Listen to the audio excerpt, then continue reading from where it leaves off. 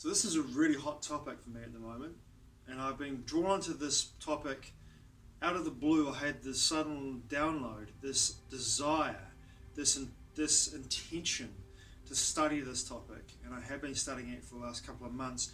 And as I began to study this topic, all these ideas began to come in, and I began to assimilate with these ideas. And as I began to assimilate with these ideas, the notions that came with these ideas asked some big questions that I do not have answers for, and I'm happy to have people comment on this video to give me their interpretations or their ideas around this information and the potential truth they have themselves on this information.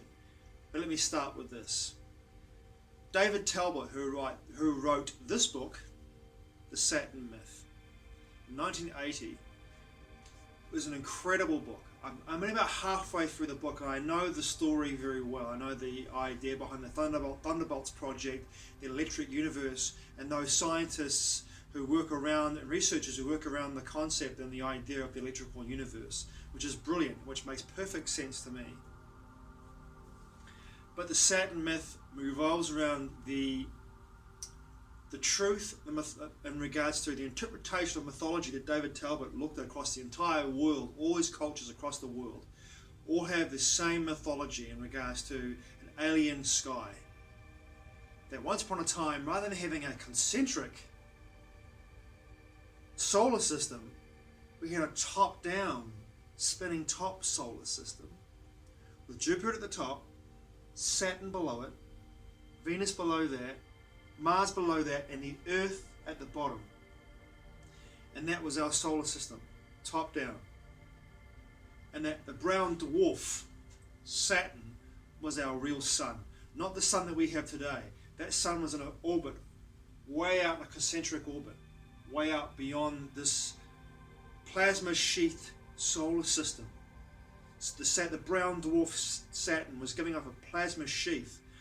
Now, back in ancient history, if you look at David Talbot's book, he explains through from Egypt, from Mesopotamia, from China, from Iran, from Central Asia, from South America, from Mesoamerica, all these different old world cultures and new world cultures across the entire world, Scandinavia as well, England, all over the world we have the same mythology, the same story talking about the gods. And what we have here, the gods in regards to the gods in the celestial kingdom, and then humanizing the gods and bringing the gods onto the earth, bringing the god kings onto the earth, humanizing this golden age epoch where the solar system looked very different to what it looks like right now.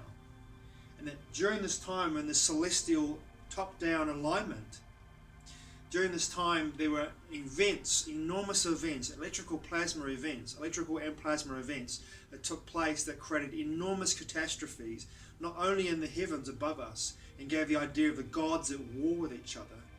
And this is the most important thing I think people understand in regards to this research and this work. If you read this book, David Talbot's book, and I would definitely recommend you read it and look into his work. There's a documentary called Remembering the End of the World. You can look at it on YouTube. Well worth checking out. Brilliant expose on David Talbot's research and how he came to this conclusion about the nature of the solar system during this golden age period, and how that became humanized. And then, of course, if you go one step further from that, you go into the writer and researcher Troy McLaughlin's work and his book, The Saturn Death Cult.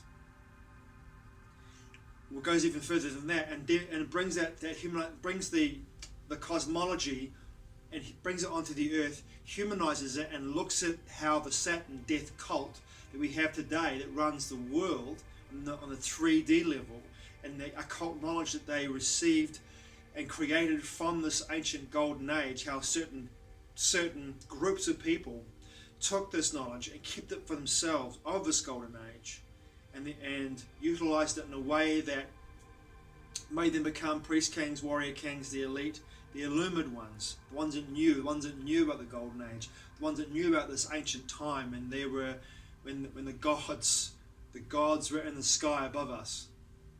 how they brought that knowledge onto the earth and how they utilized it in a way that's created this hierarchical system of compartmentalization. That's another part of this video. I'll push that to the side for now, and I'll concentrate more on this cosmology and the ideas that came in for me. I'll do another video at another time on McLaughlin's work and my interpretation of that as well, but I want to focus on the cosmology and the information that came in for me when I was listening to the knowledge and reading Talbot's book and having these downloads of information about the Golden Age. And my questions that I have at the end of reading this book, I'm halfway through, remember, but the questions I have now in regards to, as I'm reading this book, and the mentors that I follow and the researchers that I follow, they have never mentioned this cosmology, not once. They've mentioned many ideas in regards to planetary schools and the planets being schools themselves that the spirit soul passes through and sojourns, like Archaix wrote in his book on planetary sojourns, the planet where the soul evolves through planets. Steiner was the same as well. I wrote a book on this as well. The idea that the soul moves through planets and I like schools, and as it migrates through the planets, it evolves, and we evolve into higher levels of consciousness. And my question is this: the top-down cosmology was in the Golden Age, according to what David Talbot has to say in his book. I'm halfway through. Remember that. I'll say it again. And he says the Golden Age, and McLaughlin says the same thing as well. At some point, the Golden Age, this top-down cosmology, kept the Earth's on an axis that was directly on, up and down, not what do they call it, perpendicular, straight up, but the perpendicular gravitational field that had the Earth, Mars, Venus, Saturn and Jupiter all in one line together, kept the Earth straight up and down. So basically we weren't on an axis at all, we weren't tilted, we were straight up and down, and by doing that we had all year round summertime, basically tropical northern hemisphere. The pole, in fact, even was like a equatorial, how do I say, the equatorial climate. That's what I'm looking for here. But around the pole, there might have been an ice flow due to the nature of, I don't want to get into climatology right now, but the pole itself, I'm getting ahead of myself here. The pole itself was very warm, and the whole planet itself was actually very tropical and very warm. There were no real great big ice flows. There was no winter, no seasons at all. We're living in an age of perpetual midsummer for hundreds of thousands of years, if not millions of years. And this cosmology, potentially, I don't know. But I'm just saying, at least hundreds of thousands of years, but we're in this cosmological, according to Talbot's work, in this cosmological alignment, top-down alignment, during the Golden Age. But my question is this, first question is this: why is it that some researchers that I follow, who are deeply spiritual and deeply psychic, have never mentioned this cosmology? Casey, I don't have any knowledge of Casey ever referring to this cosmology, this top-down cosmology. G.G. Young, who I follow and I love her work, there's no mention of the top-down cosmology during the Golden Age. Even when Lemuria and Atlantis were on this planet and were thriving, there's no mention from Steiner of the top-down cosmology. But Talbot's work clearly shows through history, through all these different cultures all around the world, Egypt, Central Asia, Mesopotamia, Peru, Mesoamerica, China, Scandinavia. The myths all show this time when we had this cosmology. It's all written down in myth, but you can take that myth as being fact. It's an interpretation of what they saw above them at the pole. Above the pole, the North Pole, was Mars, directly above the planet. And these planets were so visible to us, they were literally in the sky above us, literally right there above us in the sky. You think of how the moon looks and what is closest to Earth. Think about having Mars, Venus, Saturn and Jupiter right above us, above the North Pole, directly above us. Here's the most interesting thing from McLaughlin's work. He says that due to the nature of the brown dwarf giving up a plasma sheath creating this plasma sheath as it's firing dust off it into the heliosphere around the actual planet itself, of the gas giant Saturn itself, and of course Jupiter above it. We had a purple plasma sheath that basically encapsulated the entire solar system.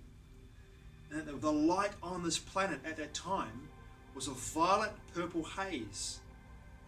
Purple haze all in my mind.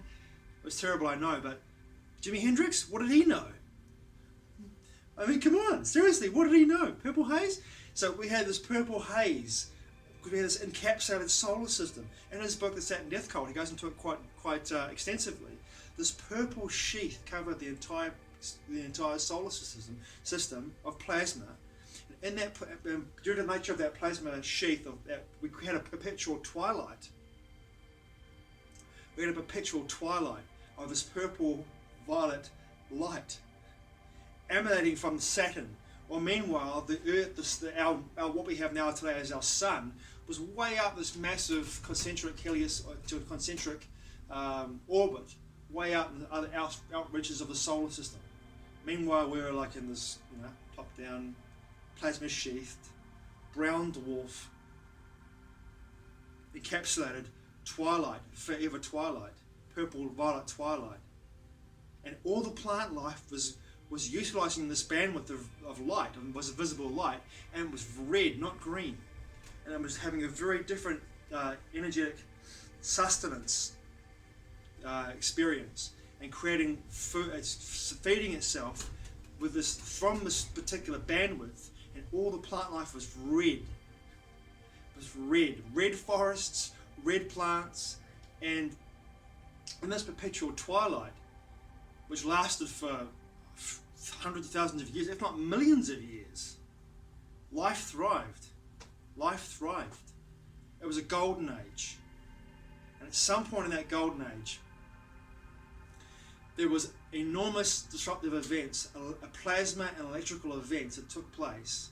I won't go into detail here, but events that took place that shifted the alignment of the planets and caused enormous disruption between the Earth and Mars, Venus and Saturn, and all three planets, and Earth, Venus, Mars, Venus, and Saturn all had various different moments in that timeline where enormous catastrophic events happened that caused displacement of dust and water from Mars to come down to the Earth and to Venus, and Venus to Mars to the Earth.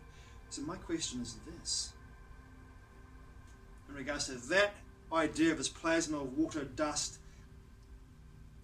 event, because as Talbot says in one of his videos, and in his book as well, at some point Mars got so close to the Earth that dust from Mars and water from Mars was brought down due to the nature of the gravitational pull of the Earth and Mars together, and it pulled the water from Earth and from Mars down towards each other and pulled it down to the Earth. So are some of the creatures we find in the Earth's oceans, or even terrestrially on the land, originally from Mars? Did they come from Mars, pulled down by the gravitational pull of being so close to the Earth at some point, which caused enormous electrical charges and catastrophic events as well in our recent past? Did some of that fauna and flora potentially get pulled onto the Earth's surface and into the oceans and onto the land, and therefore potentially survive? And did we have panspermia happen in our own solar system during that event? I don't know. You tell me. This is the question I thought to myself. If that's the case, why not? Another question I asked myself too is this: if that was the golden age cosmology and the Yugas cycle, and we're now in an iron age of this concentric circles cosmology, do we slowly, as we move towards this golden age of the thousands and thousands of years, have the planets come out of their concentric circles and eventually come back into the same cosmology alignment again for the golden age? And will we have that perpetual plasma purple sheath and the brown dwarf Saturn Maybe the rings will be gone by then. I don't know.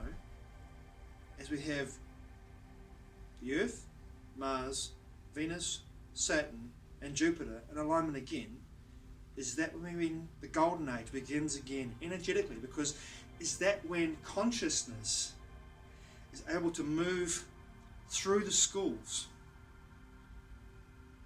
the planets, through to Jupiter, and in Steiner's cosmology, Jupiter to Vulcan.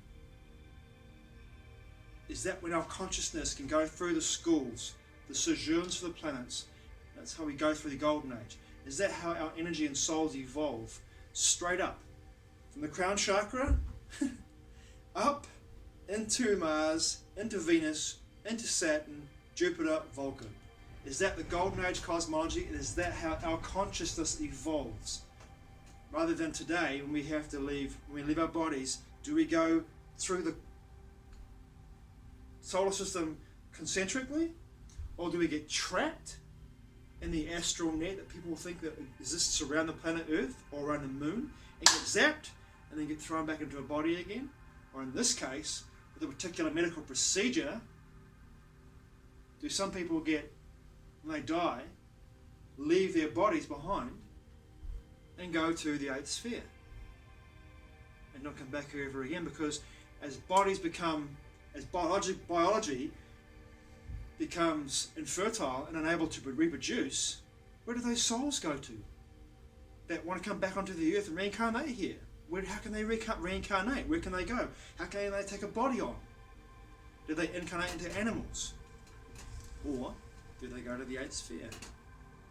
But in regards to the cosmology,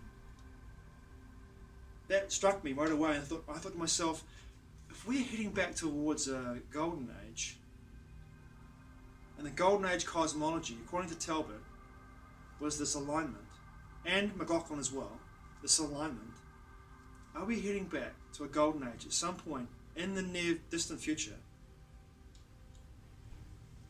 As we move through the Yuga cycles, iron to bronze to silver to gold, the planets will begin to slowly move back away from their concentric circles, closer together, and eventually move into this perpendicular alignment again. When we have this alignment of planets again in our golden age. And is that how it plays out in the solar system? Pretty freaky thing to think about, really. Here's something else to think about too, which is quite freaky. McLaughlin's book as well. He wrote 2 books on the idea of the golden age, of course, on the idea of the plasma, the alignment, and the plasma sheath that cover the planet. He also wrote a book on with the help of the researcher and the theoretical evolutionary biologist Danny Vendramini, who wrote a book called Us and Them, which is very interesting about Neanderthals and his perspective on what Neanderthals looked like. McLaughlin took that information and said, that information rings to me like the Neanderthals that Danny Vendramini is talking about, the actual what they look like and what time they were around, and they were the apex predators according to Vendramini's work. That those Neanderthals would have thrived in this environment on the Earth during this plasma sheathed forever twilight. They would have, and because of their nature of what they look like anatomically, they would have thrived as the apex predator in regards to hominids on this planet at that time, which is also a very interesting rabbit hole to go down as well. Well, I'm not going to go down tonight, but I will leave it there for another time. I'm going to read McLaughlin's book on that because I'm very fascinated by this whole idea of Neanderthals being the apex predators. Because in my book that I wrote with Armand Suanyo, which goes into the Saturn, Moon, Earth matrix from David Icke, where he talks about this idea of the Saturn now being a broadcasting station that fires through a frequency band down to the Moon, which is then fired at the Earth, which creates the simulation that we exist in today. In my book, United, I wrote with Armand Suanyo, which is the sequel to Entwined, I wrote about Neanderthals being brought back from extinction by the Saturn death cult into a game park in a particular region of the world where no one's around for the entertainment of the elites, is they send people into that game park to be preyed on by Neanderthals and watch it from the comfort of their home cinemas. I know, right? Totally sick and totally fucking mental. But these people are possessed. They're psychopathic. They're sociopathic. They would love that kind of thing. That's the way I was thinking at the time. So in my book United, I also utilised Benjamini's research on that idea and ran with it. But McLaughlin's book, which I haven't read, which I will talk about at some point, make a video on it at some point, is fascinating, because to me the idea that when this plasma sheath covered the Earth and the solar system and this perpendicular alignment, his idea that the Neanderthals were the apex predator at the time living on the planet due to their anatomical bodies and the way that they were adapted to the environment of this twilight world, how they were the major hominid predator on this planet at that time. I find that fascinating, but also at the same time it feels to me like it's another game of multi-dimensional chess, because there are many cultures living on that planet, on this planet at that time, during the Golden Age and before the Golden Age, and they were all coexisting at once. Many layers. Just like today, we have people living in cities, technological advancements, and we have people living in the Amazon rainforest, living in the forests and the jungles of Central America, Central Africa, or Africa, and of course in Asia as well, and nomadic people living all over the world who are very far from technology. So we have many, once again, in this culture and this civilization as well, we have many cultures living interdependently and independently of each other on many levels of existence and many levels of technological development, and technologies that are very different from each other, some more spiritual, more conscious, more connective, others more, shall we say, more industrial. They can connect us to do the same thing without us doing the work to actually have a connection with nature in that sense. Many things to think about. But the big one for me was the cosmological alignment and the Golden Age. And are we moving back into that cosmological alignment over the next few 100,000 years to a place where the alignment once again is perpendicular? Our North Star being Mars, our North Star being Venus, our North Star being the planet Saturn, and then Jupiter, but all being super close, and we can see them right above us, like gods in the sky. Big questions to ask. Thanks for watching, I truly appreciate it. Mā te ua. I'll see you again soon.